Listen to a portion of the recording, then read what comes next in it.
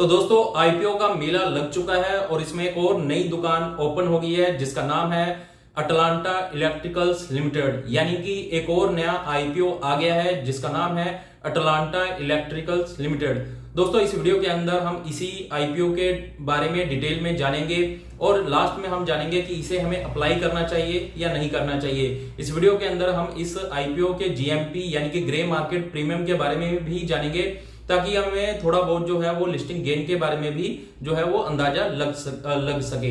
उसके बाद हम कंपनी के डिटेल्स के बारे में जानेंगे कि कंपनी क्या काम करती है, कौन से सेक्टर की कंपनी है और भविष्य कंपनी का क्या रहने वाला है। और उसके बाद हम कंपनी के फाइनेंशियल और फंडामेंटल के बारे में जानेंगे जिसके अंदर हम देखेंगे कि कंपनी के एसेट कितने बढ़ रहे हैं, कंपनी के प्रॉफिट कितने बढ़ रहे हैं, कंपनी लॉस मेकिंग है या प्रॉफिट मेकिंग है और कंपनी ने कितनी उधारी ले रखी है।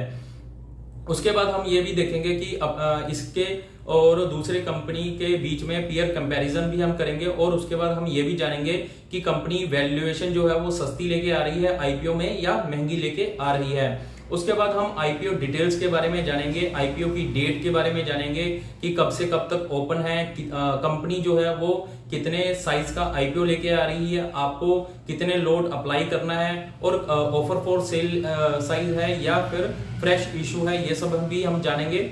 और लास्ट में हम ये भी जानेंगे कि कंपनी के जो प्रोमोटर है उनकी आईपीओ के बाद जो है वो कितने हिस्सेदारी बच जाएगी।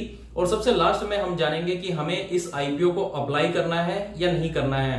वीडियो शुरू करने से पहले अगर आपने हमारा टेलीग्राम चैनल ज्वाइन नहीं किया है तो वीडियो के नीचे आपको टेलीग्राम चैनल का लिंक, व्हाट्सएप चैनल का लिंक मिल जाएगा और साथ के साथ डीमैट अकाउंट ओपनिंग का लिंक भी आपको नीचे मिल जाएगा। आप जाएं, सभी लिंक जो है वो ज्वाइन कर सकते हैं। तो सबसे पहले बात करते हैं जीएमपी के बारे में। इस कंपनी का ग्रे मार्केट प्रीमियम अभी के टाइम पे 14% चल रहा है। पहले ये 19% था, अभी ये 14% हो गया है। इसलिए बोला जाता है कि आपको जो है वो हमेशा जीएमपी के भरोसे नहीं रहना है, आपको जो है वो जीएमपी के अलावा और भी जो फैक्टर हैं उन्हें भी जो है वो देखना है। उसी के बाद जो है आपको अपना डिसीजन लेना होता है कि आपको किसी भी आईपीओ के अंदर अप्लाई करना है या नहीं करना है। जीएमपी जो है वो ऊपर और नीचे होती रहती है और जीएमपी के लगातार अपडेट के लिए आप हमारा टेलीग्राम चैनल ज्वाइन कर सकते हैं। अब जान लेते हैं कि कंपनी क्या काम करती है। कंपनी का मेन काम जो है वो ट्रांसफार्मर्स बनाना है और 6 अलग अलग तरीके के ट्रांसफार्मर्स कंपनी बनाती है और आगे बड़े बड़े कंपनियों को जो है वो सेल करती है, जिसके अंदर टाटा, अडानी और गवर्नमेंट कंपनी शामिल है।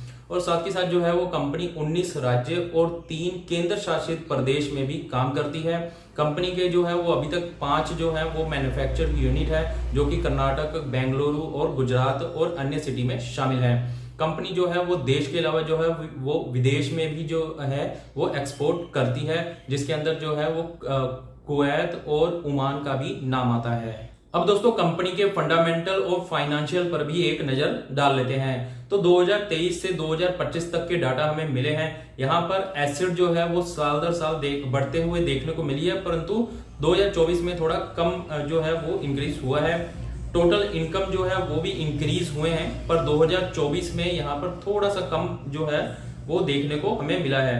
प्रॉफिट आफ्टर टैक्स जो है वो साल दर साल इंक्रीज हुए हैं। इबिटा इंक्रीज हुआ है परंतु 2024 में थोड़ा कम इंक्रीज हुआ है। नेटवर्थ जो है वो साल दर साल इंक्रीज हुई है और बोरोविंग्स भी साल दर साल इंक्रीज हुए हैं। उधारी कंपनी की बढ़ी है। 2025 के अंदर 141 करोड़ की कंपनी पर उधारी है। ओवरऑल जो है वो फाइनेंशियल कंपनी जो है वो अच्छी हमें नजर आ रही है। आरओई निकल के आ रहा है 33% का, आरओसी निकल के आ रहा है 39% का, डेट टू इक्विटी रेशियो जो है वो 0.40 का है, RONW जो है वो 33% का है और प्राइस टू बुक वैल्यू जो है वो 23.62 का है। यहाँ पर प्राइस टू बुक वैल्यू जो है वो ज्यादा है अदर कंपनी की तरफ से अगर हम देखें तो। पीई रेशियो जो है वो कंपनी जिसमें आना चाह रही है वो है 46 का। पीयर कंपैरिजन अगर कर लेते हैं अदर कंपनी से, पीई रेशियो अदर कंपनी का जो है वो 22 से लेकर 70 के बीच में है और प्राइस टू बुक वैल्यू का अगर हम कंपैरिजन करें तो अदर कंपनी का जो है वो 5 से 13 के बीच में है। इसलिए मुझे जो है इस कंपनी की वैल्यूएशन थोड़ी सी हाई नजर आ रही है। अब बात कर लेते हैं आईपीओ डिटेल्स के बारे में, इसकी क्या डेट वगैरह है वो सब देख लेते हैं। आईपीओ डेट जो ओपन रहने वाली है वो 22 सितंबर से लेकर 24 सितंबर तक रहने वाली है। फेस वैल्यू जो है वो ₹2 पर शेयर है। इशू प्राइस बैंड जो है वो 718 रुपए से लेकर 754 रुपए पर शेयर रहने वाला है। लोट साइज जो है वो 19 शेयर का है। टोटल इशू साइज जो है वो 687 करोड़ का है और फ्रेश इशू यहां पर 400 करोड़ का है और ऑफर फॉर सेल 287 करोड़ का है। जी हाँ दोस्तों, इसके अंदर ऑफर फॉर सेल भी है। पुराने प्रमोटर जो है वो अपनी हिस्सेदारी छोड़कर जा रहे हैं। ऑब्जेक्टिव क्या है फ्रेश इशू में, तो यहां पर रीपेमेंट्स किए जाएंगे 79 करोड़ के। वर्किंग कैपिटल के अंदर जो है वो 210 करोड़ यूज होगा और बाकी का जो बचेगा वो जनरल पर्पस में कंपनी जो है वो यूज करेगी। रिटेल के अंदर कोटा जो है वो 35% का है और अलॉटमेंट की जो डेट है वो 25 सितंबर की है और लिस्टिंग डेट जो है वो 26 सितंबर की है। और प्रमोटर्स की होल्डिंग जो है वो पहले 54% की थी और आईपीओ लिस्ट होने के बाद जो है वो 86.97% रह जाएगी। चलिए दोस्तों, अब हम ये देखते हैं कि इस आईपीओ के अंदर हमें अप्लाई करना चाहिए या नहीं करना चाहिए। अगर करना है तो क्या लिस्टिंग गेन के लिए करना है और या फिर लॉन्ग टर्म के लिए करना है। और अगर आपको अलॉटमेंट नहीं मिलता है तो क्या इसे प्री ओपन मार्केट में खरीदना सही रहेगा या नहीं रहेगा। तो इससे पहले हमें कुछ पैरामीटर देखने हैं, जिसे देखने के बाद हमें यह डिसीजन लेने में आसानी रहेगी कि इस आईपीओ के अंदर हमें अप्लाई करना चाहिए या नहीं करना चाहिए। सबसे पहला है जीएमपी। तो इसका जो जीएमपी है पहले 19% था, जो कि घटकर अभी 14% रह गया है। तो यहाँ पर जीएमपी के नाम पर जो है वो अगर देखें तो अभी अप्लाई करना सही नहीं रहेगा। अभी अप्लाई करना जो है जल्दबाजी रहेगी, तो हम लास्ट दिन का वेट करेंगे। सेकंड नंबर पे आता है कि भी सब्सक्राइब कितने गुना ये आईपीओ सब्सक्राइब हुआ है। तो अभी कुछ खास जो है वो सब्सक्राइब नहीं हुआ है, तो इसके लिए भी हम लास्ट डे तक वेट करेंगे। उसके बाद एंकर लिस्ट अच्छी आ गई है इसको, तो एंकर लिस्ट जो है वो देखते हुए हम अप्लाई का सोच सकते हैं। पर इसके लिए भी जो है हम जो है लास्ट वाले दिन ही जो है वो डिसीजन लेंगे। उसके बाद आता है फाइनेंशियल।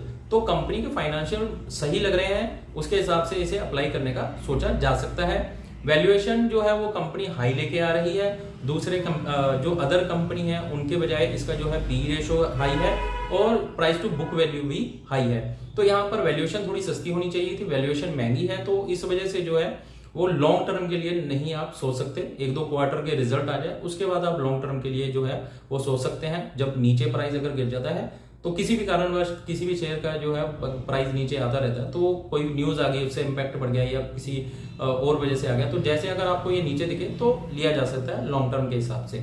उसके बाद बात कर लेते हैं कि पॉजिटिव, इसमें पॉजिटिव क्या क्या पॉइंट आ रहे हैं कंपनी के, वो भी देख लेते हैं। आईपीओ के फंड से कंपनी जो है वो डेट का रीपेमेंट कर रही है। उसके बाद जो है वो आईपीओ के लिस्ट होने के बाद प्रमोटर्स की जो होल्डिंग है वो 87% रहेगी, तो ये भी एक अच्छी बात है। कंपनी जो है वो कंपनी का जो है वो सेक्टर भी अच्छा है। हमेशा जो है ये डिमांडिंग सेक्टर रहता है, क्योंकि ग्रीन एनर्जी हो गया, बिजली हो गया, ये सब के बिना जो है वो आज के टाइम पर जो है वो कोई काम ही संभव जो है वो नहीं है। कंपनी के पास जो है बड़े बड़े क्लाइंट हैं जो ऑलरेडी एनर्जी सेक्टर में जो है वो अच्छा काम कर रहे हैं, तो अगर वो ग्रो करेंगे तो ये भी ग्रो करेगा। और उसके बाद जो है इसके बाद जो है वो एक सॉलिड स्ट्रॉन्ग ऑर्डर बुक भी आई हुई है, तो वो भी एक प्लस पॉइंट में है कि कंपनी जो है वो अच्छी लग रही है और अप्लाई के हिसाब से इसे देखा जा सकता है। परंतु फिर भी जो है वो और भी चीजें फैक्टर जो है हमें देखनी है, तो इसलिए जो है वो लास्ट दिन तक हम वेट करेंगे।